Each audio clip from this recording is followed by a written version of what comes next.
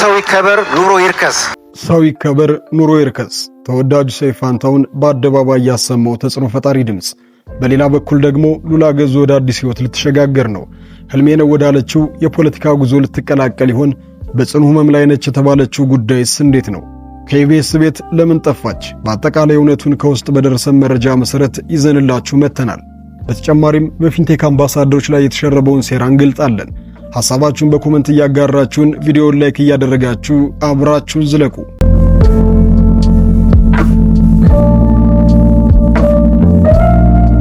ከሁሉም አስቀድመን በሰሞኑ በድጋሚ መነጋገሪያ ስለሆኑት የፊንቴክ አምባሳደሮች ጉዳይ የግል አስተያየታችን ሰጥተን እንለፍ። እኛ የተሰማንን ሐሳብ ስንነግራችሁ በቀናነት ነውና ከስሜታዊነት በጸዳ ሚዛናዊ በመሆን የእናንተንም ሐሳብ በኮሜንት ብታጋሩን እየተመኘን ሐሳባችንን እንገልጻለን። ብዙሃኑ ከፊንቴክ ኢንቨስትመንት ጋር በተያያዘ የኪነ ጥበብ ሰዎች ከባለ ሀብቶች ጋር በመተባበር አጭበርብረውናል፣ ሌቦች ናቸው እያለ በጥበብ ውስጥ ያሉ ባለሙያዎችን እየወነጀሏቸው ከዛም አለፍ ብለው ክብረ ነክ የሆኑ የስድብ ውርጅብኞችን እየወረዱባቸው ይገኛል። እኛ ይሄ ነገር ትክክል ነው ብለን አናምንም። በሕጉ ምን ሊከሰት እንደሚችል የጠለቀ እውቀት ባይኖረንም ከሎጂክ አንጻር ካየነው ግን ለዚህ ወንጀል የሚያበቃቸው ነገር ያለ አይመስልንም። አንድ ድርጅቱ እንዲተዋወቅለትና ተደራሽ እንዲሆን የኪነ ጥበብ ሰውን በማስታወቂያ አሊያም በብራንድ አምባሳደርነት ሊቀጥሩ ይችላል። ይህ የኪነ ጥበብ ሰው የዛን ድርጅት ወቅታዊ የታደሰ የንግድ ፍቃድና ሌሎች መረጃዎችን ቼክ አድርጎ ከጨረሰ ከድርጅቱ ዓላማና ኃላፊነት አንጻር ማስታወቂያውን መስራት ስህተት አይመስልንም። አርቲስቱ ድርጅቱ መንግስት ህጋዊ ነው ብሎ የሰጠውን ንግድ ፍቃድም ሆነ የባንክ ጉዳዮች፣ የጉምሩክ ሰነዶችንም ሆነ ሌሎች አስፈላጊ መረጃዎችን በትክክል ከተመለከተ መንግስት ህጋዊ ነው ብሎ እንዲሰራ ያደረገውን አካል አይ ህገ ወጥ ነው የማለት መብትም ያለው አይመስልንም። አሊያም ደግሞ ጠንቋ አይደለምና ይሄ ድርጅት ነገ ሊክድ ይችላል በማለት ራሱን ከስራ ሊያገል ይገባዋል ብለን አናምንም። በዚህ ሂደት ውስጥ የተጎዱ አካላቶች መኖራቸው የማይካድ ሐቅ ሲሆን እነዚህ ወገኖቻችን አርቲስቶቻችን አምነን ተበላም ማለታቸውም ጉዳያቸው ትኩረት እንዲያገኝ ከመፈለግ አንጻር የተፈጠረ ይመስልናል። ፊንቴክ አጭበረበረን ብለው ቢከሱ በመንግስትም ሆነ በህዝብ ጉዳያቸው ትኩረት አያገኝም። የኪነ ጥበብ ሰዎች ብራችን አስበሉን ካሉ ግን በሚዲያውም ሆነ በመንግስት ጉዳዩ ትኩረት ይስባል። ተጎጂዎቹም ነገራቸው በቀላሉ ተደራሽ ይሆንላቸዋል። ይህንን በማሰብ የአርቲስቶችን ስም እንደተጠቀሙ ይሰማናል እንጂማ እነዚህ የኪነ ጥበብ ሰዎች የሚጠበቅባቸውን መረጃ አይተው ስራውን ከመስራት ውጪ የፈጠሩት ሌላ ነገር የለም። እነሱ ተጠያቂ ሊሆኑ የሚችሉት ህጋዊ ላልሆነና ምንም አይነት ዕውቅና በሚመለከተው አካል ላልተሰጠው ድርጅት ማስታወቂያ ቢሰሩ ነበር። አንድ ድርጅት ተነስቶ ቤት ገንብተን እንሰጣለን ቢልና ይሄ ድርጅት ህጋዊ ፍቃድን ከመንግስት ቢያገኝ ቦታም ቢገዛ አሊያም ቢቀበል የሚጠበቅበትን ህጋዊ ሂደት ሁሉ አልፎ ማስታወቂያውን በአርቲስት ቢያሰራ አርቲስቱም ይህንን ህጋዊ ሰነዶች ተመልክቶ ኪነ ጥበባዊ አገላለጹን ተጠቅሞ ውብና ማራኪ አድርጎ ለማህበረሰቡ ተደራሽ ቢያደርገው ሰውም ይህንን ማስታወቂያ ተመልክቶ ሄዶ ቢመዘገብ በኋላም ድርጅቱ ቤቱን ሳይገነባ ቢቀር ተጠያቂ መሆን የሚገባው ማስታወቂያውን የሰራው ባለሙያ ነው ብለን አናምንም። ደንበኞችም ቢሆን ማስታወቂያውን አይተው ከመሄድ ባሻገር የሚቀርብላቸውን ውል በደንብ የማየት የማገናዘብ ኃላፊነት ሊወስዱ ይገባል እንጂማ ጥበበኞች በህዝብ ስለሚታወቁና ስራን ስለሰሩ በእነሱ ማስታወቂያ ተጨበረበርን ማለት ምክንያቱ አሳማኝ መስሎ አይታየንም። እነዚህ የፊንቴክ አምባሳደሮች ከሚጠበቅባቸው ኃላፊነት በላይ ለተጨበረበሩ ሰዎች ሲሉ ከሚጠበቅባቸው ኃላፊነት በላይ እየተወጡ እየዛከሩም ያለ ይመስልናል። የኪነ ጥበብ ሰው የህዝብ ነው በሚለው አካሄድ ለህዝብ ለመቆም ጥረት እያደረጉ ነገር ግን ያልተረዳናቸው ይመስልናል። ዘመናት ተሻግረው በብዙ ድካምና ውጣ ውረድ የገነቡት ስምና ዝና እንዲሁም ክብር እንደ ቀልድ ትኩረትና ላይክን በሚፈልጉ ቲክቶከሮች አጀንዳ ተጠልፈው ህይወታቸው ሲመሰቃቀል ማየትም ያሳዝናል። በቲክቶክ መንደር ይህንን ሐሳብ በማንሳትና በማጋጋል ትኩረትና ተመልካችን እያገኙ ያሉ ቲክቶከሮች እውነት ኑሯቸውና ለተጎጂዎች አዝነው ሳይሆን የህዝቡን ስለንቦናና በማስ የማሰብ ልምዳችን በደንብ ስለተገነዘቡ እንጂ ከነሱ ጫጫታ ወጥቶ የማመዛዘን አቅሙን ለሚጠቀም ሰው አርቲስቶቹን ለመረዳት የተለየና የተራቀቀ ዕውቀት የሚጠይቅ አይመስልንም። ነገር ግን ትኩረት ፈላጊ የሚዲያ ሰዎች ዝናና ዕውቅና ያላቸውን ሰዎች እየተከታተሉ እውነት የሚመስል ገለባ ሐሳብን በማንሳት ህዝብን ያነቃንቃሉ፣ ትልልቅ ሰዎችንም ያሳጡናል።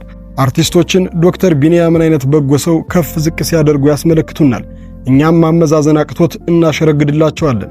በዚሁ ከቀጠሉ ደግሞ ነገ ትልልቅ የሃይማኖት አባቶችን መዘርጠጣቸው የማይቀር ነው። ሃይባይና አመዛዛኝ ማህበረሰብ እስካልተፈጠረ ድረስ ቅዱስ ሲኖዶሱንም ሆነ ፓትርያርኩን አሊያም ሌሎች ሀገር ዋርካ የሆኑ የሃይማኖት አባቶችን ክብር ዝቅ ማድረጋቸው አይቀርም። እነሱ ህዝብ መነጋገሪያ እስካደረጋቸው ድረስ ትንሽ እውነትን ይዘው በብዙ ውሸት ከሽነው ሀገር አልባና መካሪ አልባ ሀገር መፍጠራቸው የማይቀር ነው። የሚያሳዝነው እነዚህ ሰዎች ደፋርና ለህብረተሰብ የቆሙ ብሔራዊ ጀግና እያደረግን መቁጠራችን ሲሆን ይሄ ደግሞ ነገ አንገታችን የሚያስደፋን የውድቀታችን ጉዞ ነው። በቲክቶክ መንደር የምናውቃቸው ብሔራዊ ጀግና የምንላቸው ትንሽ ኮሽታ ካገኙ ነገሮችን ገጣጥመው የህዝብን ትኩረት ለመውሰድ ይሽቀዳደማሉ። ላስተዋለው ሰው የእግረኛው ሚዲያ መታሰር እንኳን ከፊንቴክ ጋር የተገናኘ እንደሆነ ለማስመሰል የሮጡት ሩጫና ቪዲዮ አሰራራቸው ለዚህ በውሸት የተመሰረተ ማንነታቸው መገለጫ ነው። በነገራችሁ ላይ የእግረኛው መታሰር ከፊንቴክ አምባሳደሮች ጋር ፈጽሞ ግንኙነት የለውም እንላቸዋለን። ወዲህ ደግሞ ሌላኛው የሰሞኑ ማህበራዊ ሚዲያ መነጋገሪያ የሆነችው የኢቢኤስ ቴሌቪዥን አቅራቢ የሆነችው ተወዳጇ ሉላ ገዙ ነች። ሰሞኑን በተደጋጋሚ ጊዜ በሁለት ነገሮች መነጋገሪያ ነበረች። የመጀመሪያው ስሟ ከባለስልጣኖች ጋር በመያያዝ የነበረ ሲሆን ይህንን ጉዳይ እናልፈዋለን። ነገር ግን ከሰሞኑ በኢቢኤስ ቤት አለመታየቷን ተከትሎ ውዝግብን ፈጥሯል። አብዛኛው ሚዲያ ሉላ ገዙም ከኢቢኤስ ቴሌቪዥን ተሰናብታለች በማለት ሲዘግቡ፣ ሌሎቹ ደግሞ ሉላ ገዙ ጣቢያውን በገንዛ ፍቃዱ አለቃለች በማለት እየተናገሩ ይገኛሉ። ይሄ መላምት እየወጣ ያለውም በኢቢኤስ ቤት ከቅርብ ጊዜ ወዲህ የተለመደው ሂደት ይህንን ስለሚመስል ነው። ተወዳጅ አቅራቢዎች ከኢቢኤስ ቤት ድንገት ይጠፉና ሳይመለሱ እንደወጡ በዛው ይቀራሉ። ከዚህ ልምድን በመነሳት ሉላ ከኢቢኤስ ጋር ያላት ግንኙነት ሙሉ በሙሉ ተቋርጧል የሚለው መረጃ እየተሰራጨ ሲገኝ፣ አንዳንዶች ደግሞ ሉላ ገዙ በህመም ላይ ትገኛለች በማለት ይናገራሉ። የዚህ ወሬ መነሻ ደግሞ እንተዋወቃለን ፕሮግራምን ሉላን በመተካት እየሰራች የምትገኘው ንጹህ ኃይሌ ለታዳሚዎቿ ሉላ ትንሽ ስለታመመች ብላ በመናገሯ ሲሆን፣ ትንሽ ብላ የገለጸችው ነገሩን ለማቅለል ነው እንጂ በከፍተኛ ህመም ላይ ትገኛለች በማለት እየተናፈሰ ይገኛል። ነገር ግን እንደተባለው ሉላ በከፍተኛ ህመም ውስጥ አትገኝም። ቀለል ያለና ለአልጋም የማያበቃ ህመም ነው ያጋጠማት። ታዲያ ሉላ ከትንሽ ረፍት በኋላ ወደ ኢቢኤስ እንደምትመለስ አረጋግጠናል። ነገር ግን ሉላ ከአንድ ዓመት ቀደም ብላ በሸገር ኤፍኤም በያኔዎቹ በነበራት ቆይታ ላይ ምንም እንኳን ማስተርሷን ጭምር በጋዜጠኝነት ብትጨርስም በሀገራችን ቁጥር 1 ቴሌቪዥን ጣቢያ ላይ ሆስት እያደረገች ብትገኝም ራሷን እንደ ጋዜጠኛ እንደማትቆጥረው ተናግራለች። ነገር ግን አንድ ቀን የምትፈልገው ነገር ላይ እንደምትደርስና ጋዜጠኛ የሚለውን መጠሪያም እንደምትይዝ ስታረጋግጥ ዓላማዋም ከመዝናኛው ወጥታ ኮስተርና መረር ያሉ ጉዳዮች ላይ ትኩረት አድርጋ መስራት እንደምትፈልግ አረጋግጣለች። ፖለቲከኛ ሁኜ ፓርላማ ባልገባም ወይም ባለስልጣን ባልሆንም መስራት የምፈልገው ግን በሙያዬ የፖለቲካ ጉዳዮች ላይ ነው። በዚህም የፖለቲካ ታሪክ ውስጥ የራሴን አስተዋጽኦ ማድረግ እፈልጋለሁ። ያኔ ጋዜጠኛ ተብዬ መጠራት ጀምራለሁ ብላለች። በዝርዝር ባንሄድበትም በአንዳንድ ውሎቿና አብራቸው እያሳለፈቻቸው ነው ከሚባሉት ሰዎች አንጻር ምናልባት ላለችውና ለምትመኘው ህልሟ እየተጠጋች አሊያም ለነገሩ በደንብ እየቀረበች እንደሆነ ይሰማናል። ምናልባትም በቅርብ በአዲስ አቀራረብና በሌላ መልክ ልንመለከታት እንደምንችል ከሁኔታዎቿ ተነስተን እንገምታለን። እስኪ እናንተ ከዚህ ከምናውቃት ከመዝናኛው ዓለም ውስጥ ወጥታ ሆምጠጥ ወደሚለው የፖለቲካ ሥራ ውስጥ ስትገባ ከሉላ ባህሪ በተለይ ደግሞ በዛው ውብ ተክለ ሰውነቷ ላይ የፖለቲካ ሐሳቦች ሲነሱ መመልከት የሚያዋጣ ይመስላችኋል? ሐሳባችሁን በኮሜንት አጋሩ። ከ30 ዓመት በላይ ያለምንም መንሸራተት 30 ክረምቶችን ያለ አቋም መዋዠቅ እንደተከበረና ዝናው እንደናኘ በሚዲያው እንደነገሰበት ኑሯል። ሰይፉ ፋንታሁን ጨዋታው ቁም ነገረኝነቱን ደብቆበታል እየተባለ ለዓመታት በወዳጅና አድናቂዎቹ በቁጭት ሲነሳ የኖረ ቢሆንም አሁን ግን ገደብ አልባ ደግነቱና መልካም ሰው መሆኑ ሊደበቁና ሊሸሸጉ አልቻሉም። ከሰራቸው ቁጥር አልባ ደግነቶች ውስጥ የተወሰኑትን ቢሆኑ አፈትልከው እየወጡ መልካምነቱን ገልጸውለታል።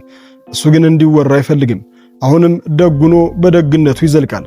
እንደ ሌሎች ዝነኞች እሱን ለመጣልና በማጭበርበር ክስ ውስጥ ሊሆነጅሉት በቲክቶክ መንደር ብዙ ሙከራ ቢያደርጉም ሊጥሉት ቢሯሯጥም ህዝብ ጆሮ ዳባላቸውና ሌሎች ላይ የፈጠሩትን ጫና ሰይፉ ላይ መፍጠር አልቻሉም። እሱ አሁንም ብዙ እየተወራበትና እየተወቀሰም እየተሰደበም ስራውን ቀጥሏል። ታዲያ በገንዘብ ከሚደግፋቸውና ከሚያደርጋቸው መልካም ነገሮች ባሻገር በሰብአዊነትምና ስለ ወገኖቹ በማሰብ ስለ ህዝብ ሰላም በመጨነቅ ተቀዳሚው ሰው ነው። በቴሌቪዥን ፕሮግራሙም ሆነ በታዲያስ አዲስ ላይ ሰላም ለሀገራችን፣ ሰላም ለዓለም ህዝብ በማለት ሰላምን ይመኛል። መፈናቀልን፣ መራብ መጠማትንና በሰብአዊ ጥሰቶች ላይ ድምጽ ይሆናል። ታዲያ በአፍሪካን ኢምፓክት ፕሮግራም የሽልማት ፕሮግራም ላይም ሀገር አሜሪካ በነበረው ዝግጅት ላይ ድምጹን ከፍ አድርጎ ለህዝብ ድምጽ ሆኗል። በሰላም ወጥቶ በሰላም መግባት ለተሳነው ማህበረሰብ፣ ሰብአዊ መብቱ ለሚጣሰው ህዝባችን ሰው ይከበር በማለት ለህዝብ ድምጽ መሆን ችሏል። ከጦርነትና መገደል የተረፈው ህዝባችን ደግሞ ቁጥጥር አልባና ከአቅም በላይ የሆነ የኑሮ ውድነትና ግሽፈት አስቸግሮት በስቃይ ውስጥ እንዳለ የገሃድ ሚስጥር ነው። ነገር ግን ሰይፉ ይሄ የኑሮ ችግር ወይም ውድነት ሰይፉን ሊያንገዳግደው እንደማይችል ቢታወቅም የእሱን በድሎት መኖር ብቻ አይመለከትምና ለሚቸገረው ወገኑ ኑሮ ይርከስ፣ ሰው ይወደድ በማለት ከመጠን በላይ ስለሆነው የኑሮ ግሽፈት በአደባባይ ድምጽ ሆኗል። ለሰይፉ አሁንም ለእሱና ለቤተሰቡ ረጅም ዕድሜ ከጤና ጋር እንመኛለን። አበቃን። የእናንተን ሐሳብ አስተያየት በኮሜንት ቪዲዮን ላይክ፣ ቻናሉን ሰብስክራይብ በማድረግ ቤተሰብ ይሁኑ።